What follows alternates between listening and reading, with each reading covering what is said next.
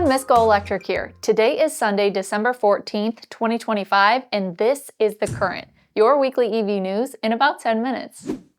Ford Motor Company and South Korean battery maker SK On have agreed to dissolve their Blue Oval SK joint venture, ending an $11.4 billion partnership to build 3 massive battery plants in the United States, which was launched in 2021.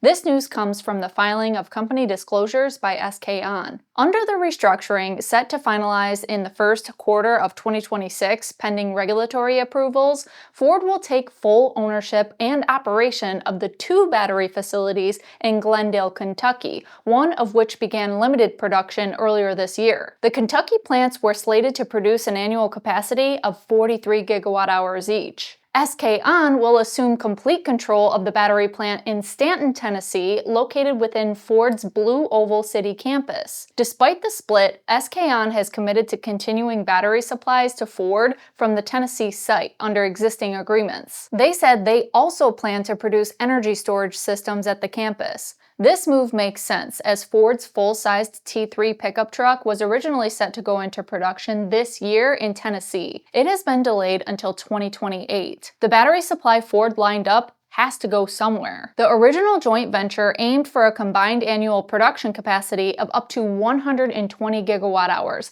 enough to build more than 1 million electric vehicles per year. The dissolution allows greater flexibility. Ford can internalize battery production for its needs, while SK On can diversify with energy storage systems and other customers, boosting its independent U.S. capacity to around 67 gigawatt-hours. SK has another independently owned battery facility in Commerce, Georgia, with an annual capacity of 22 gigawatt-hours. They also have a joint venture facility with Hyundai in southeast Georgia. Aside from Ford and Hyundai, SK currently has agreements to supply batteries to Volkswagen, Nissan, and startup Slate. The next planned Ford EV to go into production is expected to be a mid-size model on the company's new Universal EV platform, but it will not go into production until 2027.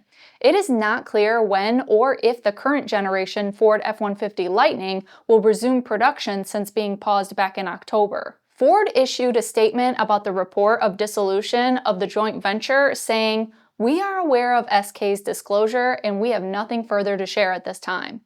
There will always be a disruptive upstart out there that will make all sorts of kind of promises. We've seen a few in 120 years. But, as Mary said, our promise comes with a family name stamped on the tailgate. Ford isn't the only one backing out of or scaling back EV investments. Months ago, we reported when General Motors dissolved their partnership with LG Energy Solutions, specifically for their Michigan plant.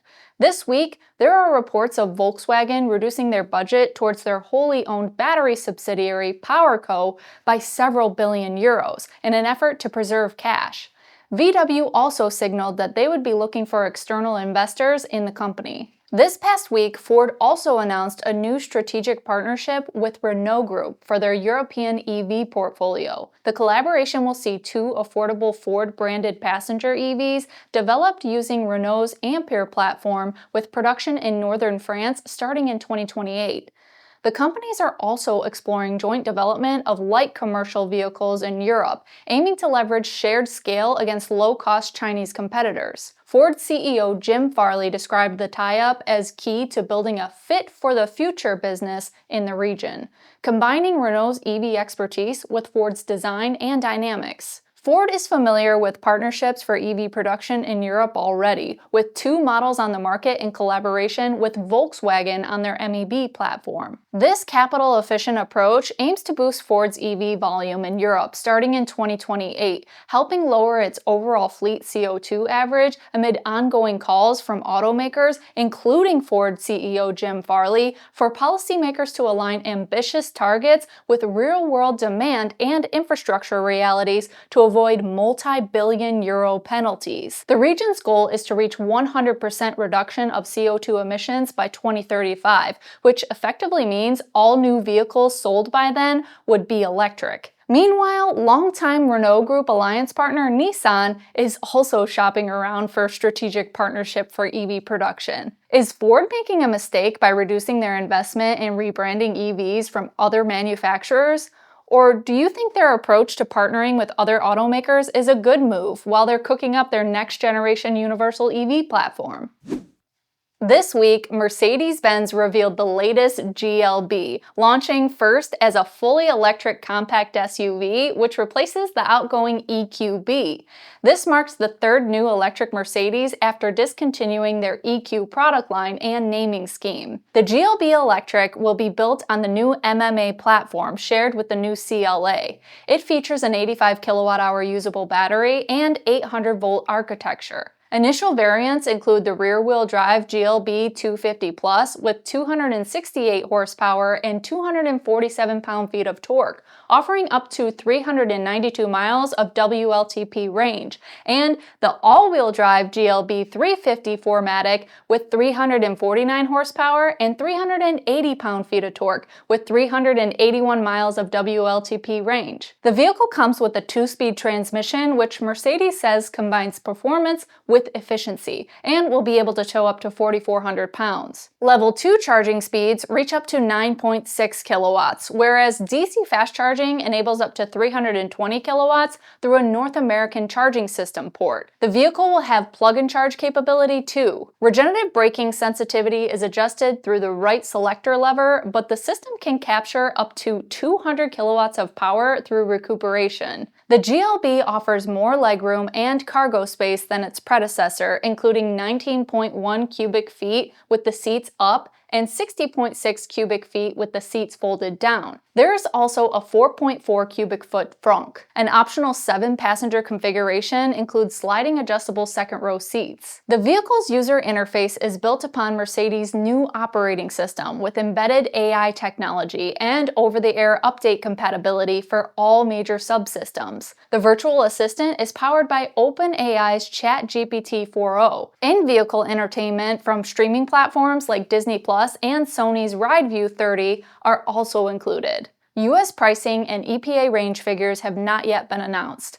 Mercedes says the all-new 2027 electric GLB SUV will arrive next fall. From my perspective, this is a major improvement over the previous EQB. What do you think of the new electric GLB? Subaru has revealed pricing for its latest all-electric Uncharted and Trailseeker models, which we reported on back over the summer. Both are based on Toyota's eTNGA platform. The 2026 Subaru Uncharted will start at $34,995 MSRP for the base front-wheel drive trim with 221 horsepower and an estimated range of over 300 miles. Moving up to the sport trim with all-wheel drive and 338 horsepower, this version will start at $39,795 MSRP and achieve an estimated 285 miles of range. The top-of-the-line GT trim starts at $43,795 MSRP and is rated for up to 270 miles of range with the same 338 horsepower output. Compared to similar EVs like the Hyundai Kona Electric, which starts at $32,975 for a 200-mile range base version, or $4,000 more for a 260-mile range model, the Uncharted appears to deliver promising value. A slightly smaller competitor, the Nissan Leaf, currently has the best value proposition in the category, starting under $30,000 with up to 300 miles of range. The Uncharted will arrive at US dealerships within the next few months. The larger 2026 Subaru Trailseeker will start at $39,995 MSRP. It features standard all-wheel drive, 375 horsepower, and an estimated 280 miles of range. When it goes on sale earlier next year alongside the Uncharted, it will be the quickest production Subaru model sold in the US yet. Both new Subarus include NACS ports for Tesla Supercharger access and fast charging up to 150 kilowatts. Compared to similarly sized rivals like the Chevrolet Blazer EV starting around $44,600 with 312 miles of range, and the Honda Prologue on the same platform starting at about $47,000 with up to 308 miles of range, the Trailseeker undercuts on entry price with competitive range in its base front-wheel drive configuration, even before any manufacturer or state incentives. Do you think these Subaru EVs will sell well? Do they seem compelling enough to you? BMW has finally announced that owners of many of their EVs can now access Tesla's Supercharger network in the United States. BMW EVs from model year 2022 equipped with CCS ports require a CCS to NACS adapter for most superchargers. That means the BMW i3 discontinued in 2022 will not be a part of this group. The company has approved the Lectron Vortex Plus adapter, while their official adapter is in final development with a planned release in Q2 of 2026. Prior to using a NACS DC adapter for the first time, drivers must complete a remote software upgrade, and a notification will appear via the My BMW app once the update is available.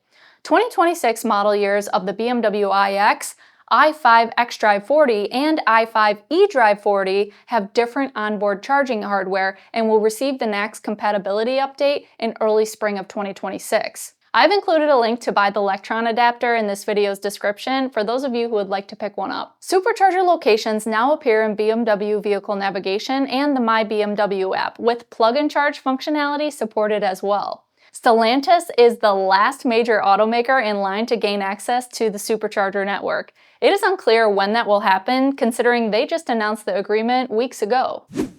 This week, we published our in-depth review of our camping experience with the Pebble Flow electric travel trailer. The automated features are truly incredible, and we think it's a good watch even for viewers who aren't in the market for a travel trailer right now, just to see the technology in action. This week on the Miss GoElectric Industry channel, we'll publish IANA Media Day coverage. Be sure to subscribe there for a look inside the company, which plans to install 30,000 new DC fast charging dispensers by 2030, including a detailed interview with their CEO, Seth Cutler. Finally, this is your last week to order gifts from the Miss GoElectric merchandise shop and receive them before Christmas. Check out shop.missgoelectric.com for GoElectric winter caps and gold or silver rings and earrings while supplies last. These have been our top EV news stories for this week. Please consider subscribing and sharing this video so we can continue producing this show each week. Thank you for watching, and until next time, drive, fly, ride. Go electric.